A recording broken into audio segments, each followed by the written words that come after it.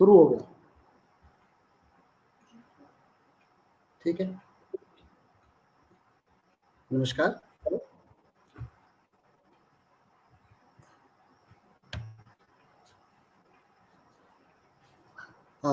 आज महात्मा गांधी अंतर्राष्ट्रीय हिंदी विश्वविद्यालय वर्धा महाराष्ट्र के यशस्वी माननीय कुलपति प्रोफेसर रजनीश कुमार शुक्ला जी का हम हेमवती नंदन बहुगुणा गढ़वाल केंद्रीय विश्वविद्यालय की ओर से स्वागत करते हैं, अभिनंदन करते हैं।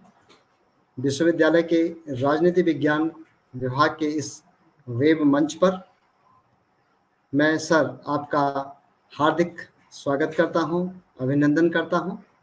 और इस वेब पेज के साथ ही यूट्यूब पर जुड़े तमाम विभिन्न विश्वविद्यालयों के सम्मानी प्राध्यापकों, शोध छात्रों और स्नातकोत्तर के छात्रों एवं तमाम महानुभावों का मैं अपने विश्वविद्यालय की ओर से स्वागत करता हूं, अभिनंदन करता हूं। माननीय कुलपति महोदय ने हमारा आमंत्रण स्वीकार किया, मैं इसके लिए आपका आभारी हूं सर कि आपने हमें अपने व्यस्ततम समय निकालकर हमें समय दिया। आपके सबके सहयोग से हमारी जो ये व्याख्यान माला है, इसमें विभिन्न विश्वविद्यालयों के माननीय कुलपतियों, सम्मानित हमारे जो आचार्यों के व्याख्यान हो चुके हैं। आज हमें बहुत हर्ष हो रहा है कि आज हमारा ये व्याख्यान माला का 18वां सीरीज का 18वां व्याख्यान आज माननीय कुलपति प्रोफेसर रजनीश कुमार शुक्ला जी देंगे। मुझे यह बताते हुए भी बहुत हर्ष हो रहा है कि आप वर्तमान में महात्मा गांधी अंतर्राष्ट्रीय हिंदी विश्वविद्यालय वर्धा महाराष्ट्र के कुलपति के पद पर सुशोभित हैं। इससे पूर्व आप संपूर्णानंद संस्कृत विश्वविद्यालय वाराणसी में प्रोफेसर के पद पर रहे सर, और इसके साथ ही आपने विभिन्न प्रशासनिक दायित्व का निर्वहन किया है। आप इससे पूर्व संपूर्णानंद संस्कृत विश्वविद्यालय वाराणसी में कुल सचिव के पद पर, सीडीसी के पद पर और डायरेक्टर काउंसिल ऑफ कॉलेज का काउंसिल के पद पर आप कार्य कर चुके हैं, और नोडल अधिकारी, विभागाध्यक्ष, अकादमिक समन्वय, और इसके साथ साथ आप member of secretary ICPR, member secretary आप रहे हैं आईसीएचआर, और शोध जगत में आपने लगभग 23 शोध छात्रों का आपके कुशल निर्देशन में शोध कार्य संपूर्ण कराया है। और आपके द्वारा 9 पुस्तकें लेखन सहलेखन में आपकी प्रकाशित हो चुकी हैं, और आपने सर 50 से अधिक राष्ट्रीय अंतर्राष्ट्रीय संगोष्ठियों में अपने शोध पत्र प्रस्तुत किए हैं, और कई तकनीकी सत्रों में आपने अध्यक्षता की है, और आपके द्वारा कई राष्ट्रीय और अंतर्राष्ट्रीय संगोष्ठियों का भी आपने आयोजन किया है। ये बताते हुए मुझे अत्यंत हर्ष हो रहा है कि आपने विभिन्न राष्ट्रीय संगोष्ठियों में बतौर बीज वक्तव्य आपने दिए हैं कि एज ए की स्पीकर आप रहे हैं, और आप लगातार जो हमारे राष्ट्रीय दैनिक समाचार पत्र हैं, दैनिक जागरण, राष्ट्रीय सहारा, उसमें लगातार आपके आर्टिकल्स आपके हम लोग पढ़ते रहते हैं, और आपकी जो सक्रियता है लेखन में, आप कई पत्र पत्रिकाओं के कई जर्नल्स के आप संपादक रह चुके हैं, और आपका जो लेखन कार्य है उसमें हमेशा लगातार सक्रियता बनी हुई है। आप सामाजिक, सांस्कृतिक, जन सरोकारों से जुड़े हैं सर, और मुझे ये बताते हुए बहुत खुशी हो रही है कि आप उच्च शिक्षा के क्षेत्र में दर्शन शास्त्र के सशक्त हस्ताक्षर हैं सर। आपने अपना अमूल्य समय हमको दिया, हम इसके लिए आपके आभारी हैं। और आपका जो आज का जो विषय है बहुत ही हमारे केवल राजनीति शास्त्र के विद्यार्थियों के ही नहीं, बल्कि तमाम जो हमारे सामाजिक विज्ञान के जो छात्र हैं और जो इसमें रुचि रखते हैं, अंतर्राष्ट्रीय संबंधों में रुचि रखते हैं, उनके लिए आज का जो विषय है स्वतंत्र तिब्बत शांतिपूर्ण विश्व की गारंटी, एक बहुत महत्वपूर्ण विषय रखा गया है। इसमें आज आपका वक्तव्य होना है। मैं एक बार पुनः आपका सर हार्दिक स्वागत करता हूं। आपका अपने विश्वविद्यालय की ओर से आपका हार्दिक अभिनंदन करता हूं। बहुत बहुत धन्यवाद। मैं प्रारंभ करूं? हाँ। सबसे पहले मैं आभार प्रकट करता हूं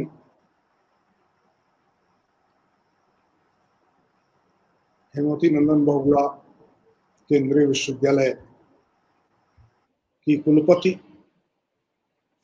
मेरी अग्रजा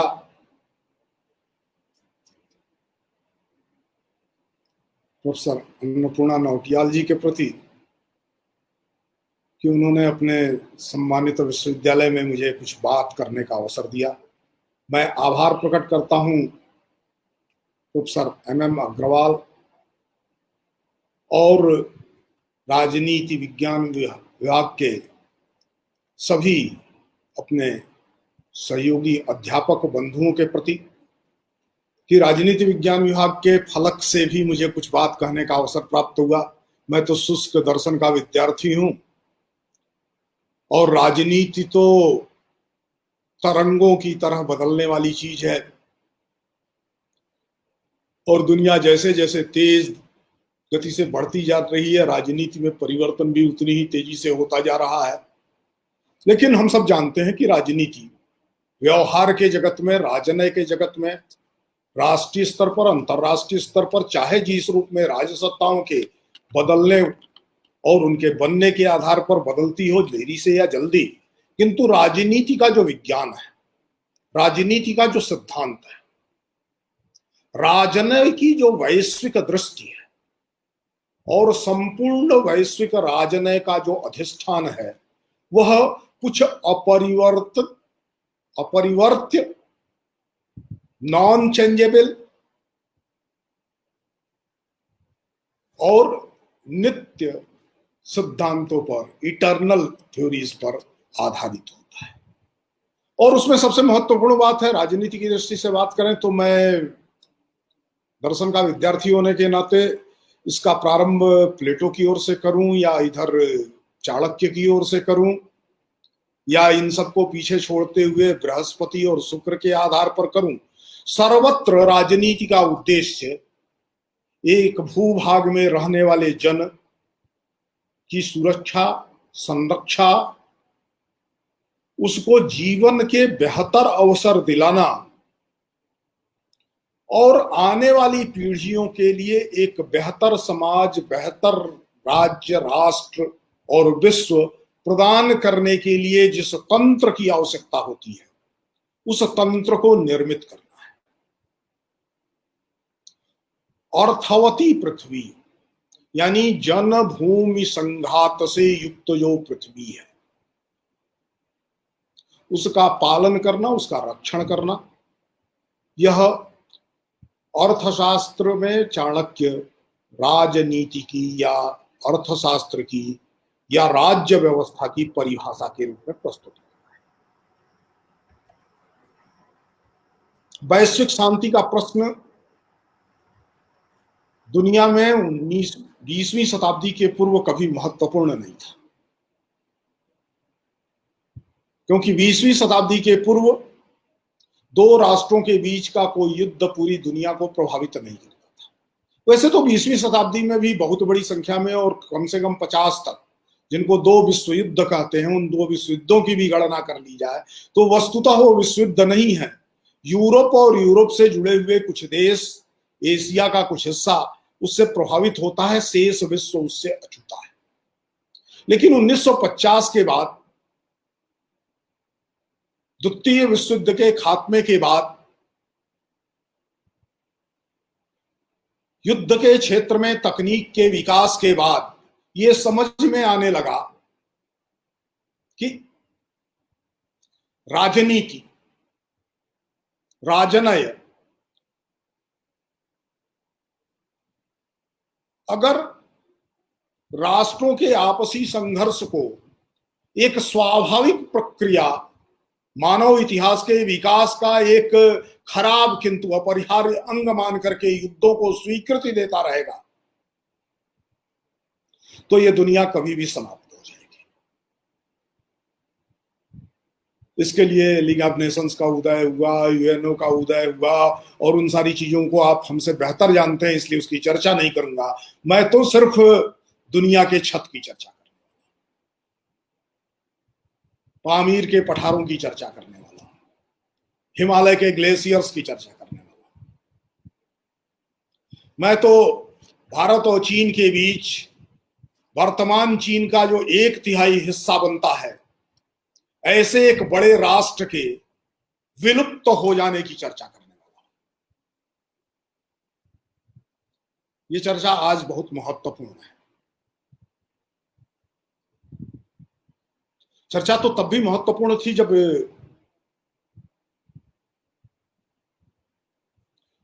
तिब्बत कब्जाया गया था।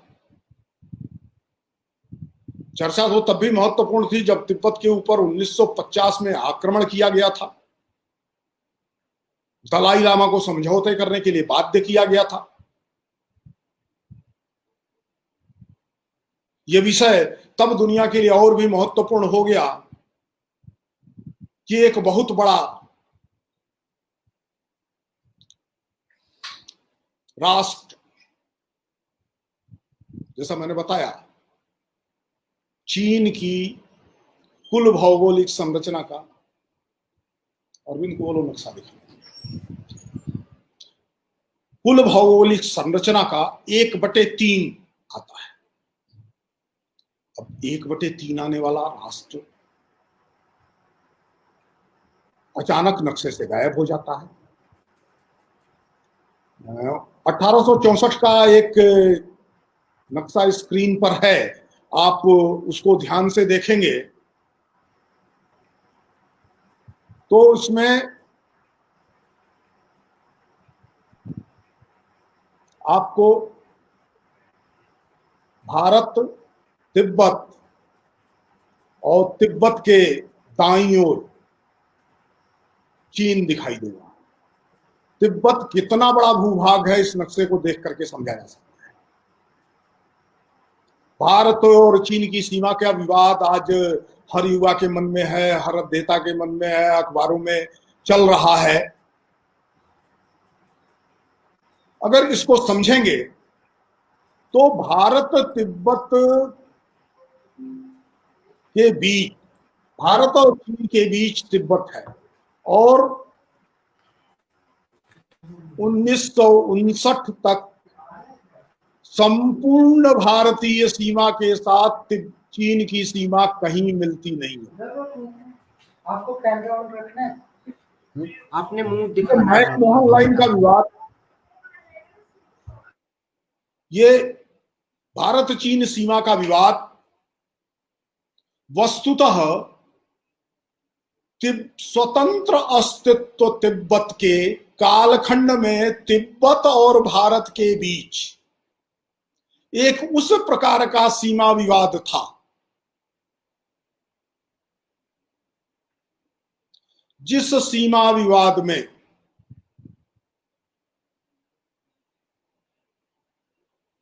कोई रेखा नहीं खींची गई थी। रेखा क्यों नहीं खींची गई थी, इसको भी जानना चाहिए। और 1959 में, जब 1950 में पहली बार आक्रमण किया चीन ने तिब्बत पर, और 1959 में पूरी तरह से तिब्बत को कब्जा कर लिया, और तिब्बत के सम्राट, तिब्बत के सर्वोच्च धर्मगुरु 14वें दलाई लामा को तिब्बत छोड़ करके भारत आना पड़ा।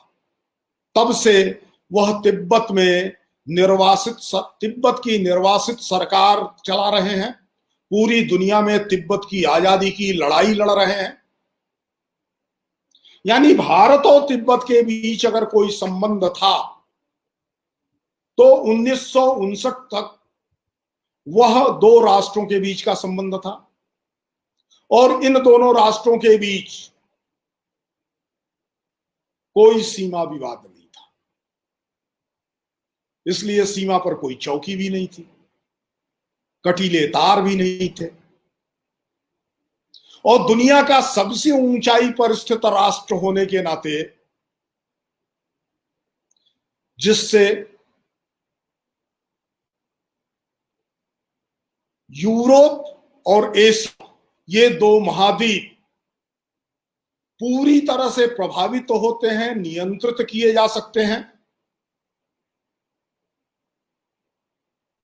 उन पर एक करुणा पर आधारित, शांति पर आधारित, सहअस्तित्व पर आधारित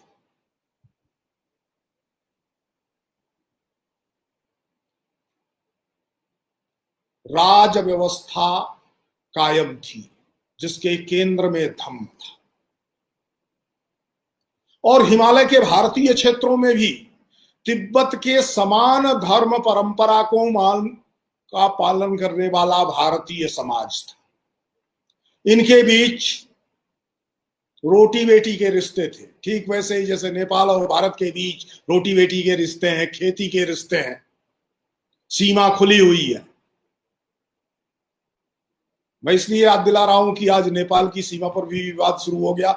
नेपाल की सीमा पर वो जो विवाद शुरू हुआ है उसके पीछे भी हम सारे राजनीति शास्त्र के विद्यार्थी, अंतरराष्ट्रीय राजनीति की तरफ जो ध्यान देने वाले हैं, जो जागरूक हैं, वो जानते हैं कि इसके पीछे भी चीन की कूटनीति है। ऐसा ही तिब्बत के साथ भी था। 1952 में तिब्बत पर कब्जे के पूर्व 1952 में जिस पंचशील समझौते की बात हम करते हैं, उस पंचशील समझौते को भारत और चीन के बीच किया गया।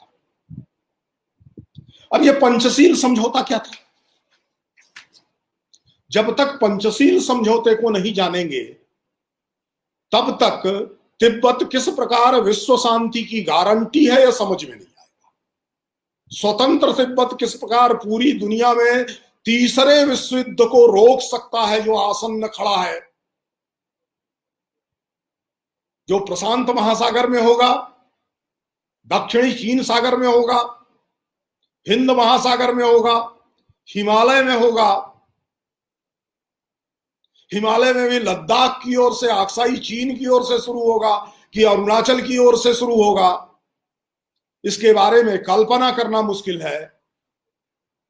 उसका मूल कारण जहां पर है वह 1952 में चीन और भारत की सरकार के बीच 1954 में हुआ एक समझौता है, जिसको पंचशील पैक्ट, पंचशील एग्रीमेंट के नाम से जाना जाता है। आप सबकी सुविधा के लिए मैंने आज पंचशील एग्रीमेंट के विदेश मंत्रालय के उस डॉक्यूमेंट को भी निकाला है। यह समझौते के समय की तस्वीर के साथ है। अब ये 5 बिंदु कौन से थे? तो mutual respect of each other in territorial integrity and sovereignty.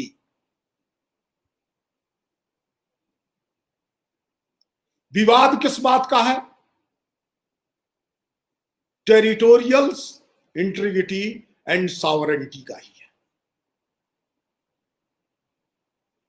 1952 में जो चीन ने समझौता किया था वो समझौता 1954 में, वो 1954 का समझौता 1950 में तिब्बत पर आक्रमण करके तिब्बत को उसी प्रकार से उसने कब्जा कर रखा था जैसे 1948 में पाकिस्तान ने भारत पर आक्रमण करके, जिसको हम पीओजेके जानते हैं, पाक अतिक्रांत जम्मू कश्मीर के क्षेत्र के रूप में जानते हैं, कब्जा कर रखा और वहां पर एक सरकार बनाई। तिब्बत में तो सरकार भी नहीं बनाई थी, तिब्बत में तो दलाई लामा को वहां का राष्ट्राध्यक्ष स्वीकार करते हुए कब्जा किया था। तब तक टेरिटोरियल सॉवरेंटी एंड इंटीग्रिटी का प्रश्न तिब्बत और भारत के बीच था, चीन और भारत के बीच नहीं था। यह पहली ही पंक्ति बताती है कि भारत की सरकार या पूरी दुनिया के राजनय में इस बात को नहीं समझा जा सका। यानी पंचशील समझौता वस्तुतः तिब्बत पर चीन के द्वारा कब्जे का जो प्रयास चल रहा था, उस कब्जे के प्रयास को एक परोक्षतः स्वीकृति देने की बात थी। कोई चौंक सकता है, कोई कह सकता आप ये गलत कह रहे हैं, 1959 के पूर्व चीन का कब्जा नहीं हुआ था। तो फिर मैं एक और डॉक्यूमेंट के साथ बात करूंगा। इसके परिणाम और उनकी चर्चा करने के पहले इस पृष्ठभूमि की चर्चा जरूर करना चाहता हूं। इसलिए करना चाहता हूं कि इसके पूर्व 16 सितंबर 1952 को भारत का एक प्रेस रिलीज जारी हुआ, मिनिस्ट्री ऑफ एक्सटर्नल अफेयर्स का, 1952 को, 16 सितंबर 1952, और जिसमें Indian ministry of external relations ने यह बताया कि 16 वर्षों से लात्सा में जो इंडियन मिशन काम कर रहा था, कॉन्सुलेट जनरल जो काम कर रहा था, अब उसको बंद कर दिया गया।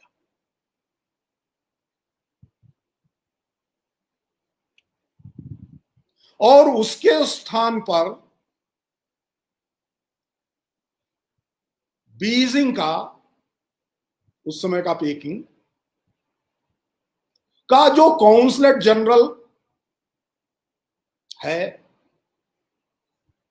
जो इंडियन मिशन ऑफ चाइना है, वह उन सारी चीजों को देखेगा। ये एक पहली तैयारी थी। 1950 के बाद 1952 में ही भारत सरकार के द्वारा तिब्बत के महत्व को कम आंकने की, तिब्बत और चीन की जो विस्तारवादी नीति थी,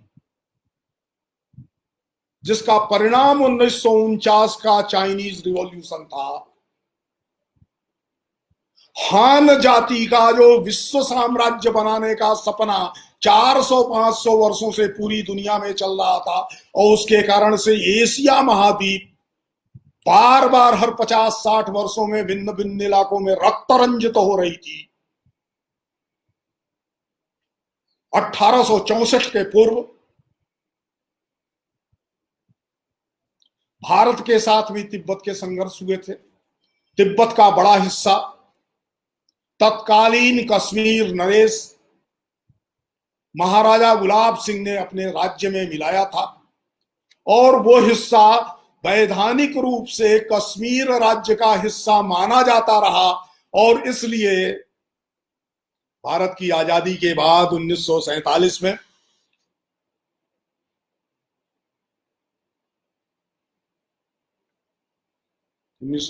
के बाद और कश्मीर विलय के दिन तक हस्ताक्षर करते हुए तत्कालीन कश्मीर नरेश महाराजा हरि सिंह की जो विरुदावली थी, जो सील पर छपी हुई थी, उसमें त्रिविष्टपाधिपति भी था। त्रिविष्टप तिब्बत का पौराणिक नाम है।